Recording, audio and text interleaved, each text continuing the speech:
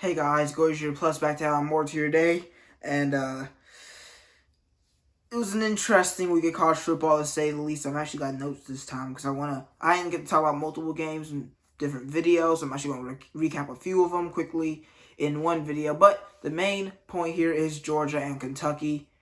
Kentucky was at home. It reminded me a lot of that Missouri game in, I think, 2022, where we only won 26-22. Defense really saved us in that game because our offense was not really getting it going. Kind of like in this game, where we won 13-12 against one of the most physical teams in the SEC. Last year, we whooped Kentucky, but, I think we were at home, so it's kind of different here, just completely different. They had a better QB this year. They had Brock Vandagriff. We know he can get mobile, and Georgia's never been great against mobile quarterbacks. He didn't do too amazing on the ground, but he did get some pretty crucial first downs. Number 0 on their running back core could not be tackled.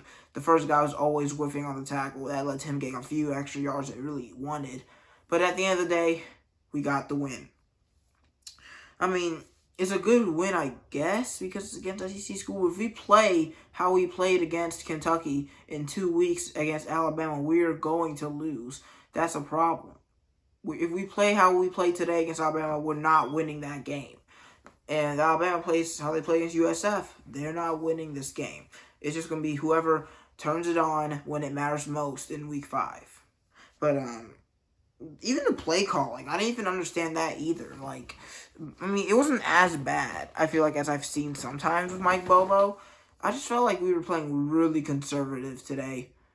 And it's not like their secondary's elite, it's their front 7 that really worried me about Kentucky. That kind of shut down our run game. But we didn't try to throw the ball deep at all, so they really knew what we were going to do every single drive. But at least our defense got things going. Still a real tough performance. We did struggle against the run game a little bit. Either way, we kept them from getting really big plays. I think the biggest play all day was an 18-yard throw. We had really good at stopping that. So, and then 12 points. You should win every game that you only allow 12 points. Of course, you shouldn't be only scoring 13 points, but 12 points allowed is 12 points allowed. That's another game on the season with 0 touchdowns allowed. We've had 3 this season and 1 at the end of last year against Florida State.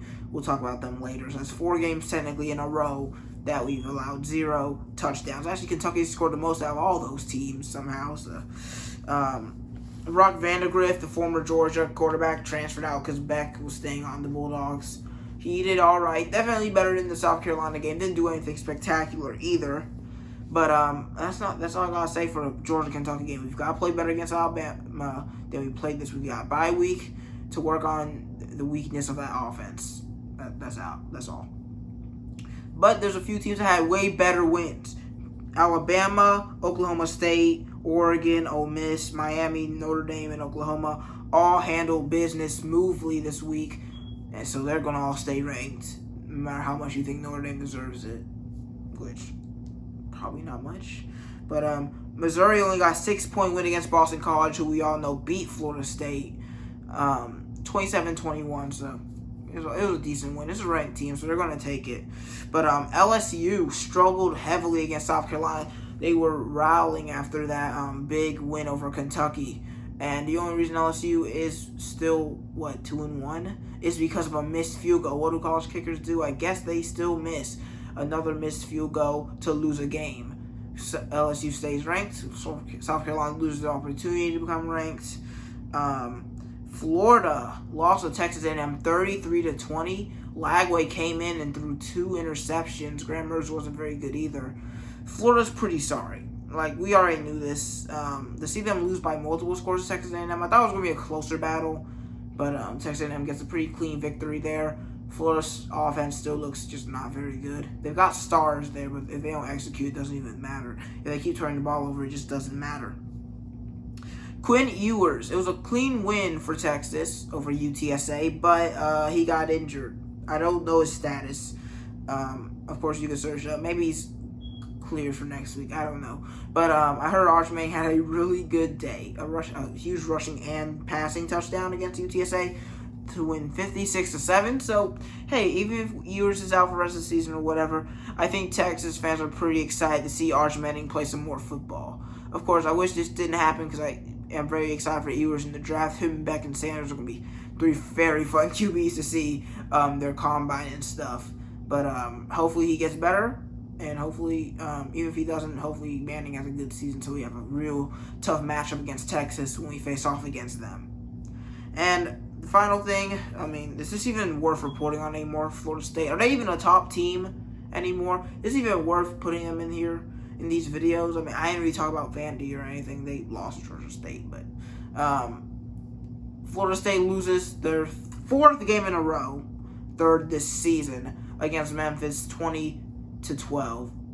DJ Ukulele, another bad day. He just can't even go over 200 yards passing. How much points did he put up against Boston College? Like, I can't even remember. It wasn't a lot. Their offense is just the worst in the Power 4 right now. It's noticeable. Their offense is not good. Man, I don't even know what to say. I mean, there's nothing to say when you get beat 3 times in a row to 3 unranked opponents when you were fighting for a playoff spot last year at 13-0 and boycotting games and trying to sue the playoff committee. They don't deserve anything that's good. They deserve this. They deserve this 0-3 season. I don't feel bad at all. I don't think you should. But if there's any teams you want me to report on next time, just tell me. I like doing these review videos. Tell me what Georgia needs to change up if they want to beat Alabama. Hope you guys enjoy. See you guys next time. Adios.